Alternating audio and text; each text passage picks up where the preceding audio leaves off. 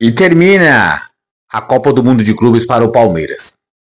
De uma forma nada agradável pela postura, mais do que o resultado. O Palmeiras ficou devendo para si mesmo, para o seu torcedor, torcedor que tanto apoiou, tanto incentivou, tanto no Brasil como lá nos Estados Unidos. O Palmeiras ficou muito, mas muito a desejar quanto à performance, principalmente, mais do que resultado, performance.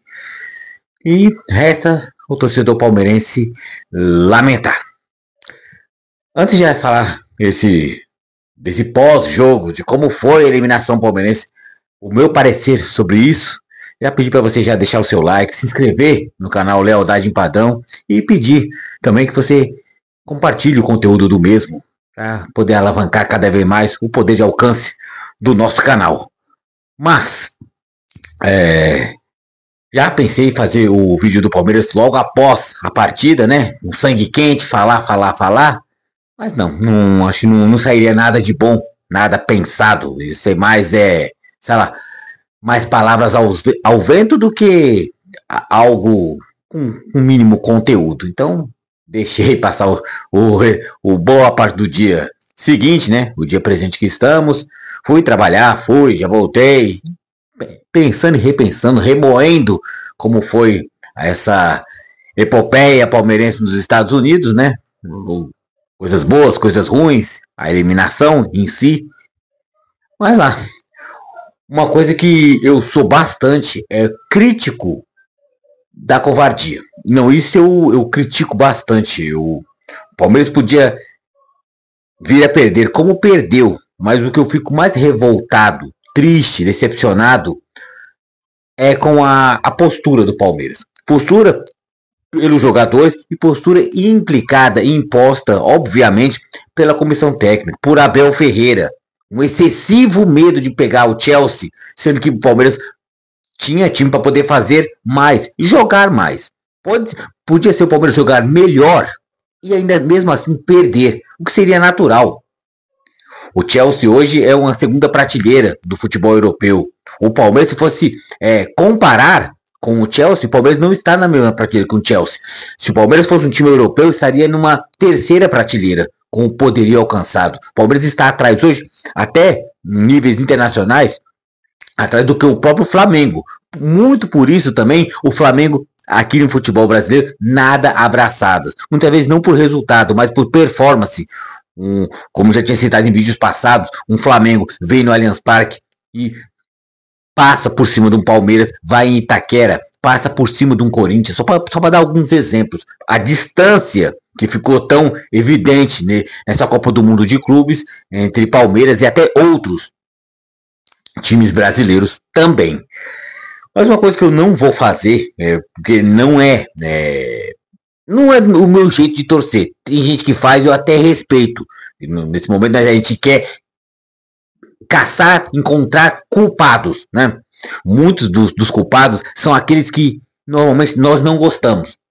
Por exemplo, eu tenho um ranço com jogador X, o técnico X, dirigente X. Aí eu fico só esperando o time perder para... não falei? Culpa dele, não gosto dele, vai embora, você não presta. Eu tento não ver o futebol somente por essa ótica. Eu tenho meus lapsos assim também, de esbravejamento, de xingar, ou cobrar o Abel, a Leila Pereira, os jogadores principalmente, mas eu vejo o seguinte, quem perdeu foi o Palmeiras. Quando o Palmeiras ganhou da forma que ganhou do Botafogo, com vontade, ímpeto, intensidade, eu falei que quem venceu foi o Palmeiras. Sim, eu dei destaque pro Paulinho por toda a sua superação, a forma que o Palmeiras jogou, né? Não vou dizer que fechadinho, mas foi mais intenso do que o Botafogo. 90 minutos em cima do Botafogo. E quando foi para a prorrogação, o Palmeiras recuou as linhas. E com a força de vontade e superação do Paulinho, chamou a responsabilidade, foi lá e fez o que é de obrigação e direito, que é o gol. Isso é um atacante, né?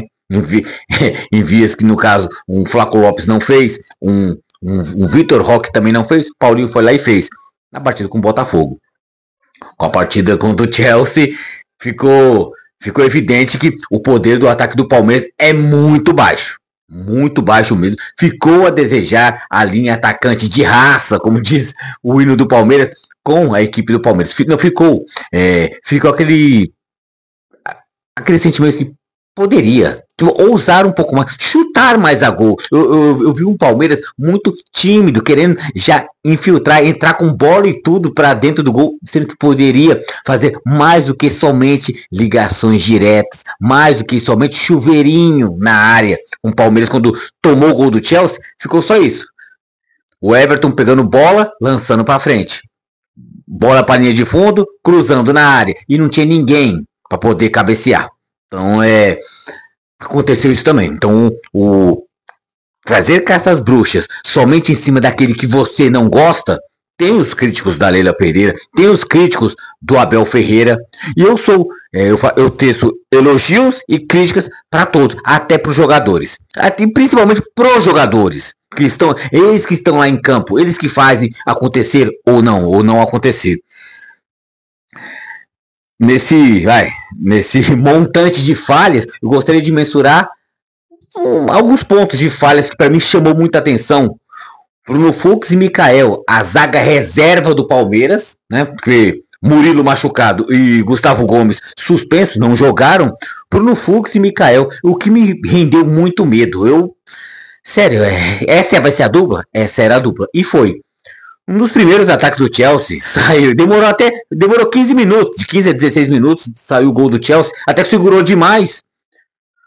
O jogador do Chelsea entrou infiltrando pelo meio, e a zaga toda aberta. Bruno Fux tentando segurar em vão, Mikael também tentando trombar. Ele passou pelos dois com facilidade. No caso, o Cole Palmer, para mim, é o mais habilidoso dessa equipe do Chelsea. Tem o Enzo Fernandes, argentino, só que ele é mais aguerrido do que habilidoso. O Palmer eu achei muito mais bola, né?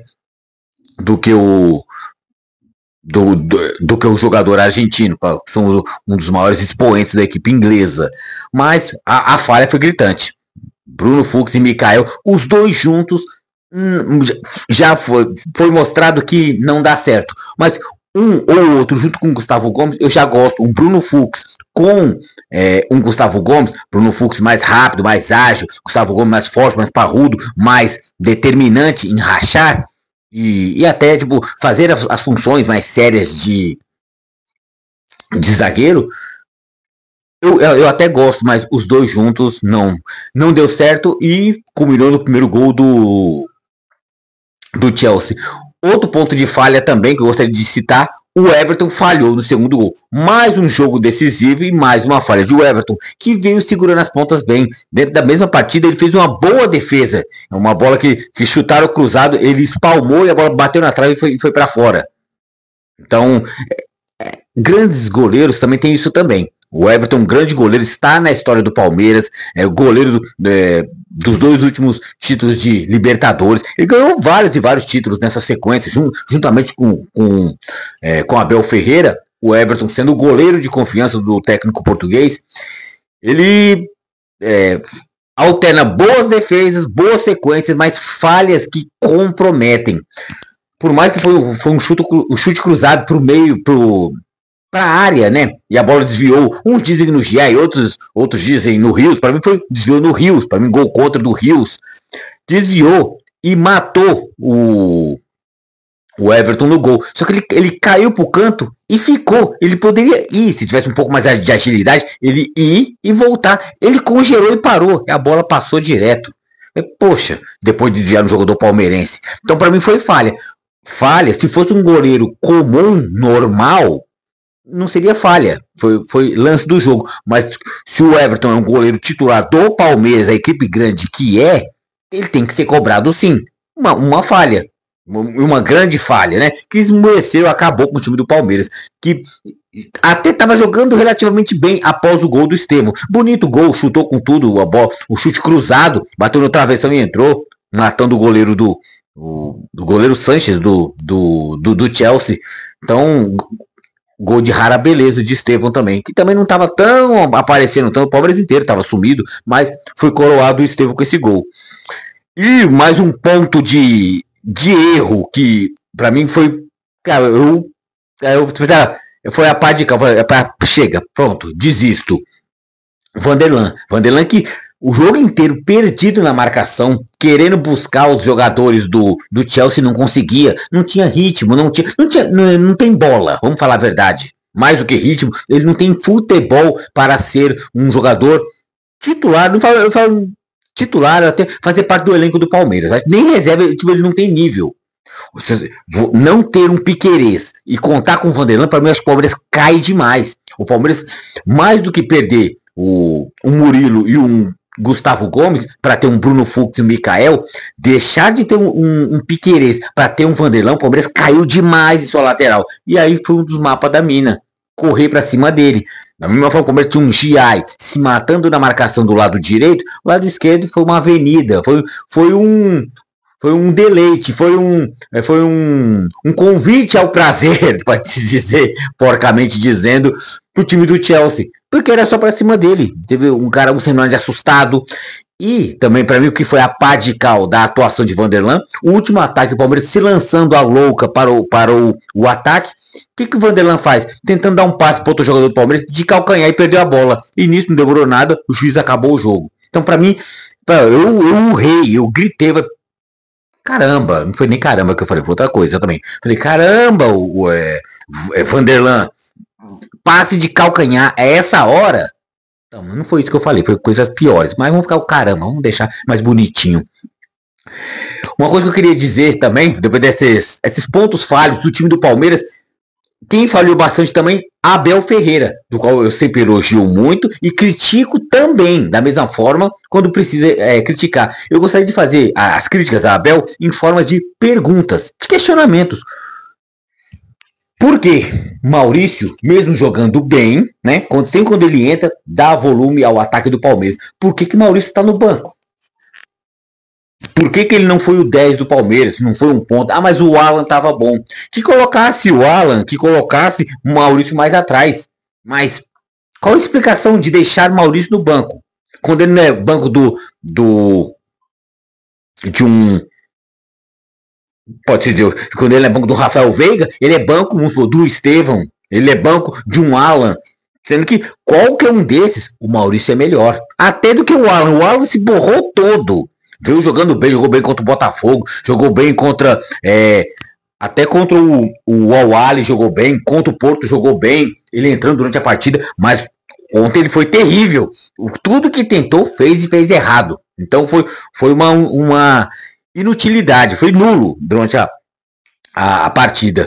Outro questionamento também, por que Felipe Anderson, que começou o campeonato como titular, sua titularidade, sumiu? Porque não entrou mais nem durante as partidas, quando entrou foi raros momentos. O que houve? E nisso o Abel não deixa as claras. Ah, eu não quero mais contar com o Felipe Anderson por causa disso. Não. Simplesmente eu ponho titular, outra partida, não ponho mais e nem ponho mais. Acho que a falta de transparência, a falta de explicação do Abel que acaba prejudicando até o cartaz dele mesmo. Então, em vez de ser mais transparente, deixar as claras, ele prefere ocultar, macular as coisas e acaba atrapalhando. E o último dos questionamentos que eu deixando pro Abel com forma de crítica, por que esse medo excessivo do Chelsea? Sendo que o Palmeiras poderia jogar uma partida justa. Partida justa que eu falo não é se lançar a louca, que nem um Flamengo achar que poderia jogar do mesmo ritmo jogado um Bayern de Munique, né? O Palmeiras não precisava também. Poderia estar posturado atrás, poderia o Palmeiras fazer isso aí, mas não. Palmeiras excessivamente atrás. O Palmeiras chamou demais. Por isso que eu achei que demorou até demais para poder sair o gol do Chelsea. O gol foi aos 16, aos 15 minutos. Para mim demorou demais. Porque o Palmeiras não atacou. Até o gol do Chelsea aos 15 minutos, o Palmeiras não atacou, não fez presença. Por quê? Excessivamente com a bunda no azulejo, com medo, retraído, covarde. A covardia que mais me deixa irritado é a covardia do time do Palmeiras em grandes jogos.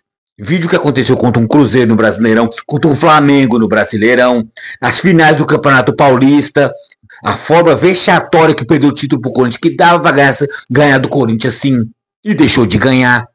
Pela covardia, falta de atitude. Sim, existe o mérito do outro adversário. vir confrontar o Palmeiras, se superar e vencer. Mas o Palmeiras colaborou demais com a sua covardia. Né? Demais, demais. E já para ir para as considerações finais desse vídeo, o Palmeiras foi muito além do que eu imaginei. Ele foi além do que eu imaginei. Eu imaginei umas oitavas de final. Eu falei, nos meus prognósticos, Palmeiras quarta de final. Mas eu fui muito fanfarrão. Tô empolgado, tava empolgado. A quarta de final a gente pega. Eu imaginei que a gente ia pegar um Paris Saint-Germain, um Bayern. A chave do Palmeiras começou a ficar fácil. O fácil, relativamente dizendo, com aspas, até o caminho para uma final. Só que o Palmeiras chegou numas quartas de final com chance de poder pegar um Fluminense que conseguiu passar. Só que o Palmeiras parou.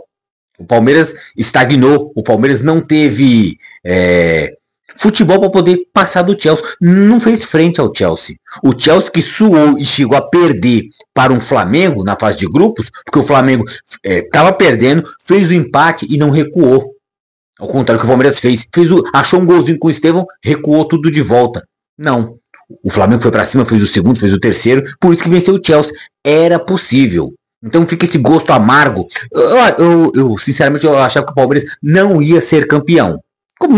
Acho que nenhum brasileiro, nem o Fluminense, nenhum brasileiro será nessa edição. Na minha opinião, minha modesta opinião. Mas o Palmeiras poderia mais, poderia sim, tinha condições de beliscar uma final. E perder de um 2-0 para um Bayern de Munique, perder, no caso, como o Bayern de Munique no caso já foi eliminado, perder para um Paris Saint-Germain, perder para um Real Madrid, ou para um Borussia Dortmund, não sei, mas jogar a bola, pelo menos, não ser covarde, como o Palmeiras. Então o Palmeiras foi mais do que eu imaginei, né? Chegou numas quartas de final, mas o futebol ficou muito a desejar.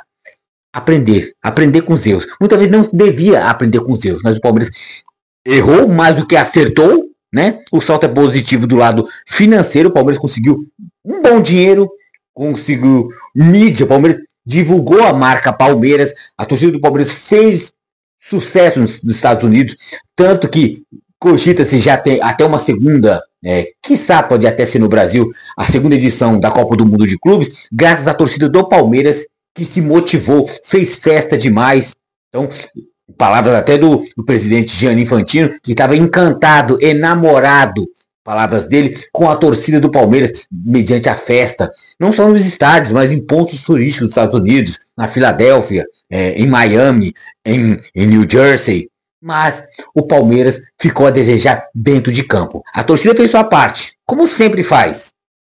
O time dentro de campo não. Ficou a desejar. E fica aquele gosto amargo de sangue.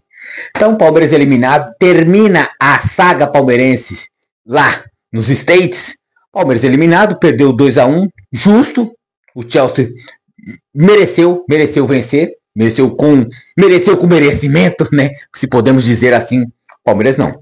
Palmeiras caiu de bumbum no chão, como se fazem os covardes, né? Não ousou, não caiu de pé, como os bravos, mesmo quando perdem, jeitos ficam, mas que aprendemos com os erros do Palmeiras, e como teve erros. Então, só para elucidar, deixar claro de novo, agradecer você que viu o nosso vídeo até aqui, até essa parte.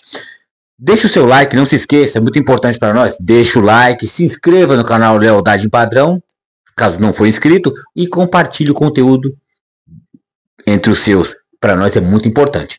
E vamos voltar para nossa realidade. Vamos voltar para o Campeonato Brasileiro, Copa do Brasil, Libertadores, que o ano ainda vai prosseguir. O Palmeiras tem chance de conquistar títulos, mas tem que melhorar. E principalmente, antes de caçar as bruxas e essas coisas, Palmeiras, deixa de ser covarde.